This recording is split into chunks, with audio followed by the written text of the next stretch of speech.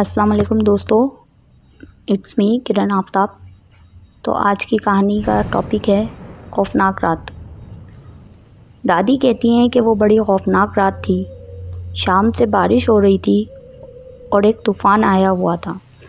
میرے گھر میں کوئی مرد نہیں تھا۔ میرا بیٹا دلی میں ایک اسکول میں سروس کرتا تھا۔ بھتیجے کی بہو امی کا گھر میرے گھر کے نزدیک تھا۔ وہ بچے کی پیدائش پر میرے ہی پاس آ کر رہتی تھی، کیونکہ اس کے ماں باپ مر چکے تھے، اس لیے وہ اپنے میکے نہیں جاتی تھی۔ اس وقت بھی بچی پیدا ہوئی تھی اس کی، اور وہ بچے میرے پاس ہی تھے۔ اب بارش کے ساتھ ہوا کے جھکڑ بھی چلنے لگے تھے، جس کی وجہ سے رات کی تاریکی اور تنہائی بہت خوفناک محسوس ہو رہی تھی۔ بچے تو سوئے ہوئے تھے اور ایک رشتہ دار خاتون بھی تھیں، وہ بھی سوئی ہوئی تھیں۔ ایسے لگتا تھا جیسے یہ بارش اب کبھی نہیں رکے گی۔ بجلی باہر کڑک رہی تھی، اس کی شدت میں اضافہ ہوتا جا رہا تھا۔ میں نے ٹائم دیکھا تو 12 بجے تھے، یعنی ابھی کافی رات باقی تھی۔ اچانک میں نے محسوس کیا کہ دروازے پر کوئی دستک دے رہا ہے۔ میں نے سوچا اتنی رات طوفانی بارش میں کون آ سکتا ہے بھلا، جبکہ گاؤں کی کچی گلیاں کیچڑ اور پانی سے بھری ہوئی ہوں گی۔ میں سمجھی میرا وہم ہے، لیکن واقعی کوئی دروازہ بجا رہا تھا، اور اب اونچی اونچی آواز میں بجا رہا تھا۔ بہو بھی جاگ رہی تھی اور ہماری ایک رشتہ دار عورت جو آئی ہوئی تھی وہ بھی جاگ رہی تھی۔ میں نے چادر سر پر ڈالی اور دروازہ کھولنے پہنچ گئی۔ کنڈی کھول کر دیکھا تو وہاں دروازے پر کالا برقع پہنے انوری کھڑی تھی۔ میں نے کہا، ارے انوری، خیریت تو ہے؟ چل اندر۔ انوری نے کہا، خالہ میں کھیر پکائی تھی تو سوچا بچوں کو دے آؤں، گرم گرم کھا لیں گے۔ اس نے ایک بڑا پیالہ میرے ہاتھ میں دیا اور خود بہو کی چارپائی پر بیٹھ گئی اور بولی، خالہ پوتی ہوئی ہے، مجھے بھی تو دکھاؤ۔ میں نے کہا، انوری تم ابھی باہر سے آئی ہو، تمہیں پتہ ہے ایسے وقت اور ایسے موسم میں کون سی ارواح آ جاتی ہیں، اس لیے دن میں آ جانا، بچی کو دیکھ لینا اور گود میں بھی اٹھا لینا۔ میں نے بے مروتی سے کہا اور دل میں جھنجھلائی بھی کہ اتنی بڑی عورت کو گائے کے قاعدے کا نہیں پتہ۔ انوری فوراً اٹھ گئی۔ خالہ مجھے تو یاد ہی نہیں رہا، پیالہ میں کل لے جاؤں گی، یہ کہہ کر وہ یہ جا اور وہ جا۔ میں جب تک دروازے پر گئی، انوری کا کہیں اتا پتہ نہیں تھا۔ بارش، اندھیرا اور کالا برقع، انوری کیسے نظر آتی؟ بچے بھی اٹھ گئے تھے۔ میں نے بہو سے کھیر کھانے کو کہا، مگر اس نے معذرت کر لی۔ تھوڑی سی کھیر میں نے چکھی، باقی بچوں کو کھلائی۔ اچھی بنی تھی، مگر نہ جانے کیوں مجھے بار بار خیال آ رہا تھا اتنی بھیانک رات میں آئی، جبکہ اس کا گھر بھی ہمارے گھر سے بہت دور ہے۔ ہم سب سونے لیٹ گئے، ابھی نیم غنودگی میں ہی تھے تو میں نے دیکھا جیسے چھت پھٹ گئی ہو اور اس میں سے انوری سر نکالا اور پھر ایک گٹری کی طرح میری بڑی پوتی پر گر گئی۔ ساتھ اس پوتی کی چیخیں آنے لگیں۔ بہو بھی اٹھ گئی۔ میں گھبرا کر جاگ گئی۔ بہو گھبرائی ہوئی تھی، بولی، دادی انوری ہمیں دبا رہی ہے، ایسا لگ رہا ہے جیسے انوری میرے سینے پر کود رہی ہے۔ ہم لوگ دعائیں پڑھنے لگ گئے اور پھر تھوڑی دیر بعد لیٹ گئے۔ کافی دیر بعد سب کو نیند آ گئی۔ انوری دوسرے دن کیا گئی، کئی دن تک نظر ہی نہیں آئی۔ ایک دوپہر انوری آ گئی۔ اس وقت انوری نے سفید برقع پہنا ہوا تھا۔ بولی، خالہ پوتی مبارک ہو، کب سے مبارکباد دینے کو آنا چاہتی تھی لیکن آ نہ سکی۔ میں نے کہا، اس دن تو کیچڑ پانی میں کھیر دینے چلی آئی اور اتنے دنوں بعد آئی ہے اور باتیں بنا رہی ہے۔ حیرانگی سے وہ بولی، کون سی کھیر؟ بہو بولی، ہاں انوری باجی، مسلسل بارش ہو رہی تھی، رات کے 12 بجے کھیر لے کر آئی تھی۔ انوری نے کہا، غضب خدا کا، اس وقت جانور بھی باہر نکلتے ہوئے خوف کھاتے ہیں، بھلا میں کیوں نکلتی، اور اتنی رات گئے مجھے کھیر پکانے کی کیا ضرورت تھی؟ میں نے پوچھا، تو تم نہیں آئی تھی؟ وہ بولی، نہیں۔ میں نے کہا، کھیر بھی نہیں بنائی تھی؟ اس نے کہا، نہیں جی۔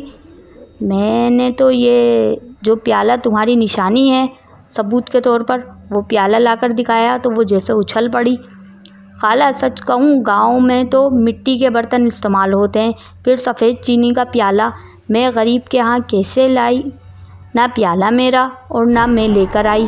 میرا یقین کرو۔ ایک دم مجھے کچھ سمجھ میں آنے لگا۔ میں نے کہا چلو چھوڑو اس بات کو اور بھول جاؤ، شاید ہمیں غلطی ہوئی ہوگی۔ اب میرا ذہن الجھا ہوا تھا کہ کھیر کس نے بھیجی، انوری کی شکل میں کون آیا، بہو اور پوتی دیکھنے پر انوری کا اصرار کیوں یہ تھا کہ میں تو نہیں آئی۔ مجھے یاد آیا کہ بہو کے نانا پر بھی اسی طرح جادو کیا گیا تھا، جادو بادل کے ٹکڑے کی شکل میں بھیجا گیا تھا۔ ہوا کچھ یوں کہ پیر جی یعنی بہو کے نانا ایک دن دوپہر کے وقت لیٹے ہوئے تھے، ان کی بیوی قریب ہی بیٹھی تھی۔ اچانک پیر جی نے دیکھا کہ ایک سفید بادل کا ٹکڑا سامنے درخت کے سائے پر آ گیا ہے، جبکہ آسمان بالکل صاف تھا۔ انہوں نے حیرانگی سے اپنی بیوی کو کہا، اس وقت ایک بادل، بڑی عجیب بات ہے۔ اتنے میں وہ آہستہ آہستہ بادل صحن میں اترا اور پیر جی پر برس گیا، لیکن پانی نہیں، صرف گرد و غبار۔ پیر جی کی بیوی کا کہنا تھا کہ یہ سب میرے سامنے ہوا اور میں بھی حیران تھی۔ بادل کا جب ٹکڑا ہٹا تو پیر جی تڑپ کر چارپائی سے نیچے گرے، اور جب تک حکیم صاحب آتے وہ اس دنیا سے رخصت ہو چکے تھے۔ پیر صاحب کے دوست مولانا دوسرے گاؤں میں رہتے تھے، انہیں اطلاع ملی تو فوراً گھوڑے پر دوڑے چلے آئے۔ وہ پیر جی کا منہ دیکھنے جھکے تو فوراً جھٹکے سے سیدھے ہو کر بولے، کوڑا مٹکا لاؤ جلدی۔ اس وقت کفن دفن کا سامان، مٹکیا، چارپائی، کافور سب آ چکا تھا۔ پیر جی کے داماد نے فوراً مٹکا مولانا جی کو دیا۔ مولانا نے 2 رکعت نماز پڑھی، پھر مٹکا توڑا اور کچھ قرآنی آیات زعفران سے لکھی اور پیر جی کے داماد سے کہا کہ بہتے ہوئے پانی میں پھینکاؤ، لیکن کوئی بھی آواز دے اس کا جواب نہ دینا اور نہ ہی پیچھے پلٹ کر دیکھنا۔ اب دیکھتے ہیں کہ پہلے تم آتے ہو یا پیر جی اٹھتے ہیں۔ بعض لوگ مولانا صاحب کے دماغ پر شک کرنے لگ گئے کہ بھلا مرنے والا بھی کوئی زندہ ہو سکتا ہے، لیکن جب ان کا داماد واپس آیا تو پیر جی زندہ ہو گئے تھے۔ مولانا صاحب نے بتایا پیر جی پر جادو کیا گیا تھا، اور یہ جادو اس شخص نے کیا تھا جس کے خلاف کچھ دن پہلے پنچایت میں فیصلہ کیا گیا تھا، اور پیر جی اس پنچایت کے سربراہ تھے۔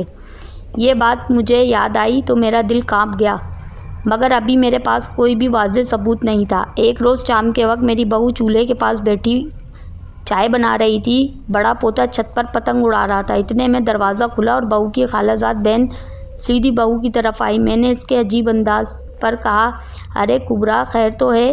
یہ نہ سلام نہ دعا۔ میری آواز سن کر کبرا پلٹ کر بھاگ گئی۔ میں بھی اس کے پیچھے گئی، مگر کبرا مکان میں داخل ہو چکی تھی۔ میری بہو کے نانا بڑے صاحب جائیداد تھے۔ میں جب اندر آئی تو دیکھا بہو چولہے کے پاس بے ہوش پڑی ہے، بچے رو رہے ہیں۔ بہو کو پلنگ پر بڑی مشکل سے لٹایا، قرآنی آیتیں پڑھیں اور دم کیا تو تب جا کر کہیں بہو کو ہوش آیا۔ میرا بڑا پوتا چھت سے اترا تو اس نے عجیب بات بولی، اماں کیا مومانی بھی بھائی جان کی طرح ورزش کرتی ہیں؟ میں نے ڈانٹا۔ میں نے کہا، پاگل ہوئے ہو کیا؟ وہ بولا، نہیں دادی، میں نے خود دیکھا ہے، مومانی صحن میں ایک ٹانگ پر کھڑی تھی اور اپنے سامنے 3 مرتبہ انگلی گھما کر ایک دفعہ الٹی طرف اشارہ کرتی۔ یہ کون سی ورزش ہوئی بھلا؟ الٹی طرف ہمارا گھر تھا۔ میں نے پوچھا، یہ بتاؤ کبرا آئی تھی؟ وہ بولا، میں جب چھت پر تھا تو خالہ کبرا کو نہیں دیکھا، اور مومانی کے پاس کہیں ایک سفید کاغذ پتہ نہیں کہاں سے اڑتا چلا آیا اور مومانی اس کو لے کر اندر چلی گئی۔ اب مجھے یقین ہو گیا کہ یہ سارے ہتھ کنڈے دلہن کی بھابھی کر رہی ہے۔ میری بہو خطرے میں تھی۔ اس تمام معاملے کی اصل وجہ یہ تھی کہ پیر جی میری بہو کے نانا تقریباً آدھے گاؤں کے مالک تھے۔ میری بہو آدھی جائیداد کی حقدار تھی اور اس کا بھائی ایسا نہیں چاہتا تھا، اور اس کی بیوی انتہائی چالاک عورت تھی، جادو ٹونے کے ذریعے میری بہو کو مارنا چاہتی تھی۔ بہرحال اب میں گھر میں ہر وقت دعاؤں کا اثر رکھتی، اور میں نے بہو کو باہر سے آئی ہوئی چیزیں اور باہر جانے کے لیے منع کر دیا۔ یہ وہ زمانہ تھا جب پاکستان بننے کی تحریک زور پکڑ رہی تھی، ہر طرف ہندو مسلم فساد پھیلے ہوئے تھے۔ میں بہت پریشان تھی کہ کسی طرح بہو کو یہاں سے ہٹا دوں۔